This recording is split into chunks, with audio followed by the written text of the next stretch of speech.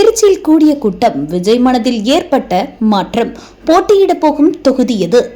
தமிழக சட்டமன்ற தேர்தலை முன்னிட்டு பரப்புரையில் ஈடுபட தொடங்கியுள்ள விஜய் எந்த தொகுதியில் போட்டியிடுவார் என பெரும் எதிர்பார்ப்பு நிலவி வருகிறது.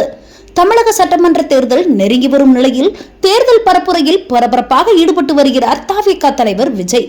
முன்னதாக மதுரையில் நடந்த மாநாட்டில் ஏராளமான தொண்டர்கள் கலந்து கொண்ட நிலையில் விஜய் மதுரையில் போட்டியிடுவாரா என்ற கேள்விகள் இருந்து வந்தது. ஆனால் தற்போது விஜய்க்கு திருச்சி பிரச்சாரம் அசைக்க முடியாத நம்பிக்கையை அளித்திருப்பதாக தகவல்கள் வெளியாகிறது.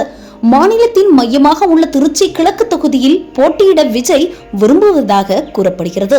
தமிழகத்தின் எந்தெந்த தொகுதிகளில் விஜய் நேரடியாக போட்டியிட்டால் வெற்றி பெற அதிகம் வாய்ப்புள்ளது என தவிக தயாரித்துள்ள தொகுப்பு பட்டியலில் திருச்சி கிழக்கு முக்கிய இடத்தில் உள்ளதாம். அதற்கு ஏற்றாற்போல் கடந்த சனிக்கிழமை விஜய் திருச்சிக்குள் மக்கள் கடலில் மிதந்து வரும் அளவிலான சூழல் நிலவியது விஜய்க்கு மேலும் நம்பிக்கை அளித்துள்ளதாக கூறப்படுகிறது.